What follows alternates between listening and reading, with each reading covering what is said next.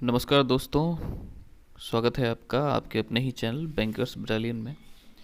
तो आज से हम एक computer awareness for RB PO and others exams like RB clerks या और भी जितने भी एग्ज़ाम में कंप्यूटर के सवाल पूछे जाते हैं कि एक सीरीज स्टार्ट करने वाले हैं। ये सीरीज खास करके उन लोगों को ध्यान में रखते हुए बनाई गई है जिन्होंने कभी कोई कंप्यूटर कोर्स नहीं किया, कभी भी एम एस ऑफिस के किसी भी प्रोग्राम पर वर्क नहीं किया, like M S Excel, M S Word, M S Paint, इन्हें कभी आज तक जिन्होंने खोला भी नहीं। और काफ़ी कंप्यूटर्स इनका दूर दूर तक नाता नहीं है, अक्सर ये कंप्यूटर में फेल कर जाते हैं, इनका क्रॉस लग जाता है। तो आज उन लोगों को ध्यान में रखते हुए ये सीरीज स्टार्ट की जा रही है। और इसकी जो भाषा होगी वो टेक्निकल वर्ड्स भी हम रियल लाइफ के एग्जांपल्स से कनेक्ट करके उन्हें जोड़ के समझने की कोशिश करेंगे आखिर ये है क्या, काम कैसे करता है। और थोड़ा बहुत उनका यूज भी सीखेंगे कि कैसे करते हैं, उनका कोई प्रैक्टिकल एग्जांपल भी हम थोड़ा बहुत सीखेंगे। तो चलिए आज से स्टार्ट करते हैं computer awareness for RRB PO and other examinations. ध्यान ज़्यादातर ये आरआरबी पीओ को ध्यान में रखकर बनाया जाएगा। तो अगर हर वीडियो के नीचे मुझे कम से कम 25-30 कमेंट्स मिलते रहेंगे तो ये सीरीज जारी रहेगी। अगर ज़्यादा पीपल इंटरेस्टेड नहीं होंगे तो फिर इसे जारी रखने का कोई औचित्य नहीं है। तो आज से स्टार्ट कर रहे हैं हम ये सीरीज़। जितने भी इंटरेस्टेड लोग हैं आप उन्हें शेयर करें, उन्हें बताएं। जिसका भी 1 नंबर आधे नंबर से कंप्यूटर अवेयरनेस में क्रॉस लग जाता है या वो रह जाते हैं तो उनके लिए ये खास करके काफ़ी उपयोगी साबित होगा। तो चलिए शुरू करते हैं आज से अपना ये कंप्यूटर अवेयरनेस का सीरीज। कंप्यूटर इंस्ट्रक्शंस के ऊपर बेस्ड एक इलेक्ट्रॉनिक डिवाइस है, यानी कि ये इंस्ट्रक्शन पर काम करता है। और कंप्यूटर वर्ड जो है वो कंप्यूट से बना है, जिसका मतलब होता है गणना करना, यानी कि काउंट करना, कैलकुलेट करना। तो कंप्यूटर का जो कंप्यूटर एक एब्रिविएशन है जिसका फुल फॉर्म आप नीचे देख रहे होंगे। ज़रूरी नहीं कि ये सब आपको याद करना हो, ये बस एक बेसिक नॉलेज है जो आपको पता होनी चाहिए। तो कंप्यूटर का जो फुल फॉर्म होता है वो होता है commonly operated machine particularly used for technical education and research. तो ये सब बेसिक बातें हैं जो आपको पता होनी चाहिए, इतना बहुत इम्पोर्टेंट नहीं है, इनसे सवाल ना के बराबर आते हैं। तो आगे आगे चलते हैं। और इस स्लाइड में आप देख रहे होंगे कि कंप्यूटर में जितने भी कंपोनेंट्स यूज किए जाते हैं, इसके जितने भी इसमें कंप्यूटर में एक सेट में जितनी भी चीज़ें होती हैं उनके सबके फ़ोटो, उनके सबके नाम हिंदी में लिखे हुए हैं। आप ठीक से देख लें। इनमें एक और चीज़, बहुत सी और भी चीज़ें हैं जो इसके साथ अटैच होती है, लाइक स्पीकर, ईयरफोन्स, बहुत सारी चीज़ें हैं। तो फिलहाल जितने भी कंपोनेंट्स के यहाँ पर फ़ोटो दिए हुए हैं वो आप देख सकते हैं। Scanner, monitor, keyboard, mouse, CPU, printer, एक बस ऐसे एक पिक्चोरियल डाटा, ताकि आपके दिमाग में कोई अभी भी कंफ्यूजन है कि सीपीयू किसे कहते हैं, माउस किसे कहते हैं, तो आप इस फ़ोटो को देख के अच्छे से उसे समझ जाएं। अब नेक्स्ट स्लाइड में हम आगे बढ़ते हैं और अब हम ये देखेंगे कि फंक्शनिंग ऑफ कंप्यूटर सिस्टम, यानी कि कंप्यूटर की कार्यप्रणाली, कैसे काम करता है कंप्यूटर। कंप्यूटर का जो बेसिक काम है वो क्या है। तो सबसे पहले आप देख रहे होंगे इनपुट। क्या है इनपुट? ह्यूमंस के द्वारा, बेसिकली ह्यूमंस ही कंप्यूटर यूज़ करते हैं, तो ह्यूमंस के द्वारा कंप्यूटर में जो भी डेटा डाला जाता है बाहर से वो सारे इनपुट कहलाते हैं। उसके बाद आप देख रहे होंगे प्रोसेसिंग। कंप्यूटर का जो सीपीयू होता है वो, ये सब भी चीज़ें हम बाद में डिटेल से समझेंगे, अभी बेसिक नॉलेज हम समझ लेते हैं।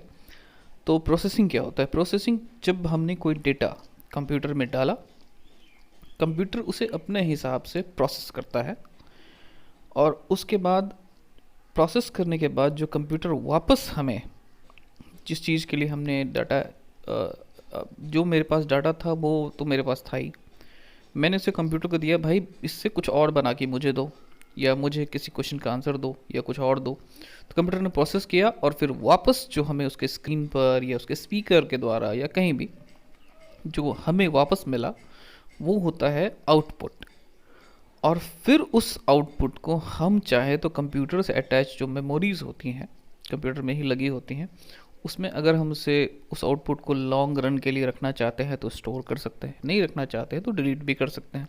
तो जब हम उस आउटपुट को लंबे समय तक यूज़ करने के लिए स्टोर कर लेते हैं तो वो कहलाता है स्टोरेज। Okay, clear. अब आप इनपुट, प्रोसेसिंग, आउटपुट और स्टोरेज, इन चारों का एक जीता जाता उदाहरण रियल लाइफ में आप देख सकते हैं कि आपने मिक्सी देखा होगा, मिक्सर, आपने आटा चक्की की मशीन देखी होगी। पहले हम गेहूं या चावल लेके जाते हैं, वो हमारा इनपुट है, हम उसमें डालते हैं, उसमें वो प्रोसेस होता है, पीसा जाता है, वो प्रोसेसिंग होता है, फिर उससे आटा निकलता है, वो आउटपुट होता है, फिर उसे हम बोरियों में भर के स्टोर करते हैं, वो स्टोरेज होता है। एक सिंपल सा उदाहरण। आप चाहें तो इस वीडियो को पॉज करें, एक दो उदाहरण आप खुद से भी सोच सकते हैं ऐसा और क्या होता है जहाँ पर इनपुट, प्रोसेसिंग, आउटपुट और स्टोरेज होता है। अब आते हैं हम नेक्स्ट स्लाइड पे, जहाँ पर हम देखेंगे फीचर्स ऑफ कंप्यूटर, कंप्यूटर की क्या विशेषताएं हैं। तो सबसे पहला है स्पीड। कंप्यूटर ह्यूमन माइंड से काफ़ी ज़्यादा स्पीड चलता है। इवन कि कंप्यूटर के लिए 1 नैनो सेकेंड काफ़ी होता है। 1 नैनो सेकेंड में कंप्यूटर 1000 गणनाएं कर लेता है, जो कि ह्यूमन माइंड के लिए पॉसिबल नहीं है। दूसरी होती है इसकी एक्यूरेसी। एक्यूरेसी इसकी बहुत तगड़ी होती है, चाहे एक बार या 1000 बार ये कंप्यूटर काम करे, इसमें एक भी एरर ज़रा सा भी नहीं आता। लेकिन ह्यूमन माइंड में आप जानते हैं कि कहीं ना कोई गलती हो ही जाती है। तीसरी है इसकी स्टोरेज कैपेसिटी, यानी कि भंडारण क्षमता। यानी कि ये इसकी जो स्टोरेज कैपेसिटी होती है ह्यूमन माइंड से कहीं ज़्यादा, बहुत ज़्यादा होती है। जैसे कि कंप्यूटर 10 लाख इंसानों के नाम और उनके फ़ोन नंबर्स स्टोर करके रख सकता है, लेकिन ह्यूमन माइंड के लिए इम्पॉसिबल है। उसके बाद होती है इसकी वर्सटैलिटी, यानी कि इसकी बहुउद्देशीय, मैंने एक साथ बहुत सारे काम ये निपटा सकती है, जो कि ह्यूमन माइंड के लिए पॉसिबल नहीं है, और वो भी बिल्कुल एक ही टाइम पर। यानी कि कंप्यूटर एक साथ कई सारे काम कर सकती है। उसके बाद आती है इसकी इंटेलिजेंस, यानी कि इसकी सक्षमता। ये किसी भी कार्य को कितनी भी बार कर सकता है, यानी कि ये हज़ारों बार, करोड़ों बार, 2400 घंटे लगातार बिना इसकी जो डेक्सटेरिटी है, इसकी दक्षता है, वो एक ज़रा सा भी नहीं घटती, और ये लगातार काम करते रह सकता है, जो कि ह्यूमन माइंड के लिए भी पॉसिबल नहीं है। उसके बाद है इसका ऑटोमेटिक, इसे चलाने की ज़रूरत नहीं होती, लाइक इसे एक प्रोग्राम पर सेट कर दिया जाता है, फिर ये जब तक आप चाहें तब तक ये चल सकता है। ये भी ह्यूमन माइंड के लिए पॉसिबल नहीं है।